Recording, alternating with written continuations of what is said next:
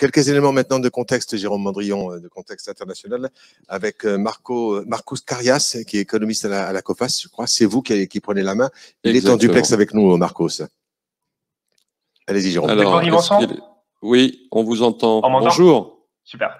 Bonjour. Voilà, on vous entend et on vous voit, Jérôme. Oui, on vous entend, on vous voit. Bonjour. Est-ce que, vous allez nous présenter en quelques mots ce qu'est la COFAS, beaucoup d'entre nous la connaissent, et surtout ce qui va être intéressant dans votre présentation, c'est d'avoir un focus sur l'économie européenne, les risques, et puis la pénurie, et vous allez certainement nous éclairer là-dessus. Alors déjà un mot sur la COFAS, si vous voulez bien. Oui, bien sûr. Donc, comme vous le dites, vous nous connaissez peut-être, nous sommes un des leaders mondiaux dans le marché de l'assurance au risque. Alors, j'ai un peu d'écho qui est un peu embêtant malgré mon casque. Je vais juste descendre un peu le son. Hop. Voilà, baissez votre son et stabilisez votre caméra et voilà. Et allez-y, voilà. Marcos. Oui, donc vous nous présentiez la COFAS. Oui. Oui. On n'a pas les slides. Ouais. On devait avoir des slides, mais allez-y, je vous en prie. Allez-y. Ouais. Donc, nous sommes un des leaders mondiaux dans le marché de l'assurance risque. Donc, nous proposons toute une gamme de solutions aux entreprises pour essentiellement se protéger contre le risque d'impayé, notamment à l'export. Donc, à l'export, on a une expertise qui date de très longtemps. Et comme vous pouvez vous imaginer, donc nous sommes implantés dans beaucoup de pays partout dans le monde. Voilà, on a les slides, super. Ouais, tout à fait. Implantés partout dans le monde, ce qui fait que les contorsions de l'économie mondiale nous incombent profondément. On peut passer au slide suivant. Alors là, on va rentrer un peu dans le détail. Allez-y, on rentre dans le détail. On rentre dans le détail. Pas les slides, Jérôme le fera. Je vous en prie. Ok.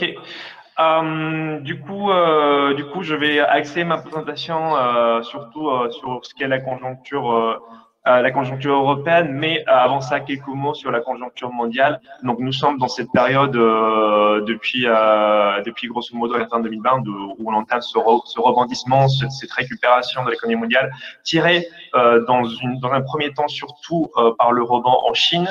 Ensuite, à partir de début 2021, surtout une croissance très tirée par la récupération des États-Unis qui ont eu une campagne de vaccination très rapide, qui ont eu aussi où on sait que la relance budgétaire, les montants dépensés par l'administration Biden sont d'une envergure sans précédent et bien plus large de ce qu'on peut voir en Europe. Donc voilà, nous sommes dans cet état de rebond à peu près synchronisé de l'économie mondiale. L'Europe qui arrive un peu plus en retard du fait des campagnes de vaccination qui ont été un peu plus lentes. Mais par contre, pour ce qui est du secteur manufacturier, par contre là, on est sur un rebond très synchronisé au niveau mondial. Alors on le sait, en Europe même, le secteur manufacturier commence à se récupérer beaucoup plus rapidement que le secteur service. Ce qui fait du coup, ce rebond très synchronisé explique dans une grande partie toutes les tensions que l'on voit sur les prix de matières premières, sur le prix de composantes telles que les semi-conducteurs, et aussi sur les coûts de transport liés à des éventuelles pénuries de containers et d'autres matériels de transport maritime de marchandises. Parce que c'est pas la même chose quand on a ce qu'on a typiquement dans l'économie mondiale où toutes les régions du monde rebondissent à des crises qui leur sont un peu idiosyncratiques, un peu spécifiques. C'est une autre chose quand on a eu une contraction synchronisée au niveau mondial et après quand tout le monde commence à rebondir un peu en même temps. On sait que c'est pas facile de faire, par exemple, augmenter les capacités de transport de containers d'abord en Asie, puis aux États-Unis, puis en Chine. Donc, il y a beaucoup de cette réaction des coûts des inputs, des coûts de matières premières, qui est liée à ce caractère synchronisé de rebond de la demande partout dans le monde et puis de l'offre qui peine à s'ajuster. Donc, du coup, pour ce qui est des économies européennes, je pense que c'est très utile. Oui.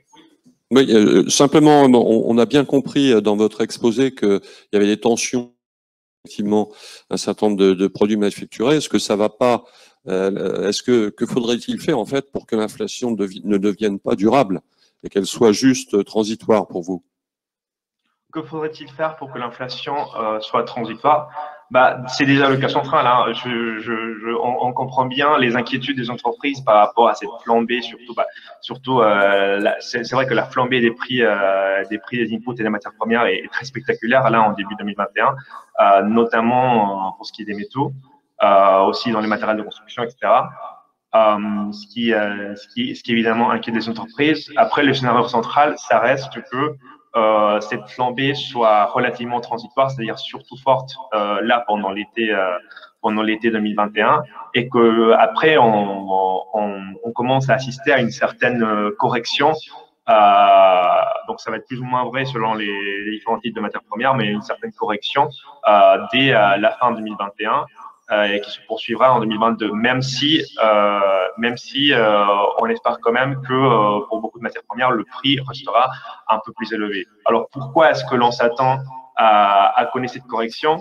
De un, parce que on a des bonnes raisons de penser qu'une bonne partie de cette flambée à laquelle on assiste actuellement est très alimentée par tout ce qui est la spéculation financière. On sait que sur les marchés des matières premières, ce sont des marchés dans lesquels le rôle des produits dérivés, le rôle des spéculateurs est très puissant, et du coup, il n'est pas rare quand on voit ces réactions assez rapides d'avoir beaucoup de spéculateurs prendre des positions très temporaires que une fois que la correction commencera, ils vont commencer à liquider.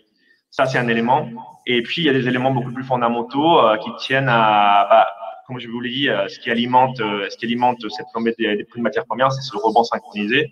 Et on a des bonnes raisons de penser que, par exemple, en Chine, vers la fin de l'année, les tensions qui alimentent cette demande excessive mondiale vont commencer à s'alléger un peu.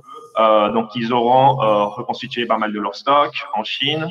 Puis aussi côté production, pour ce qui est des matières premières alimentaires, par exemple, on sait que côté production aux États-Unis, on s'attend à une hausse de capacité productive par les facteurs saisonniers, voilà.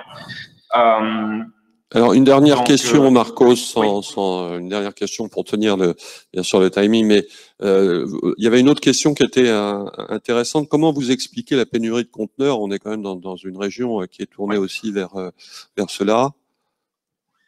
Ouais, donc il y a plusieurs facteurs. J'en ai fait un peu allusion tout à l'heure, mais vous savez, quand le rebond asiatique et le rebond chinois en fin d'année dernière, dès le début de l'année dernière déjà, il a été très vigoureux, très soudain et très soutenu. Donc déjà, il aura fallu commencer à diverger. Vous savez, en vrai, au niveau mondial, il y a une certaine capacité mondiale de conteneurs, du capital en fait du secteur transport logistique, quand une partie a dû être redirigée vers les régions du monde qui étaient en train de rebondir le plus. Et cela ne se fait pas sans friction, ne se fait pas du jour au lendemain, disons.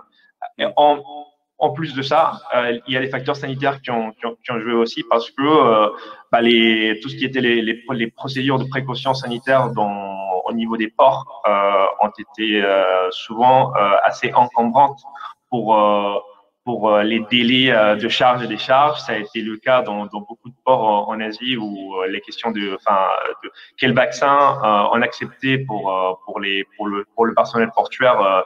Et on a vu aussi des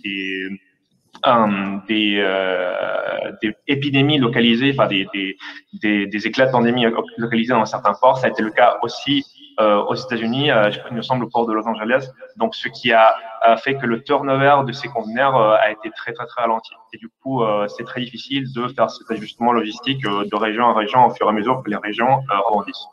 En tout cas, un grand merci, Marcos, pour cette présentation qui était courte mais complète sur les problématiques européennes et du transport et de la hausse des prix. Si je peux juste dire oui, allez-y, je vous en prie. Sur oui. des sujets qui nous préoccupaient rapidement. Ouais. Pour ce qui est des délais de paiement, je pense qu'un facteur aussi à souligner, c'est le rôle qu'a eu la politique monétaire et les conditions de financement, pas seulement l'année dernière, mais depuis au moins 2015. Hein. C'est aussi l'assainissement des bilans des entreprises dues aux conditions de financement favorables qui ont joué là-dedans. Et puis, justement, comme on l'a dit, tenir toujours en tête les risques liés à la hausse des cas que l'on commence à constater des cas liés au variant Delta de la pandémie en Europe. Alors, on sait que l'économie est maintenant beaucoup plus résistante aux mesures de confinement, aux mesures de restriction sanitaire, mais toujours savoir que ça peut retarder notamment tout ce qui est le retour de l'activité dans le secteur service. Et ce qui aura éventuellement, in fine, un effet sur la demande, sur l'emploi et sur l'optimisme des ménages. Merci beaucoup, Marcos.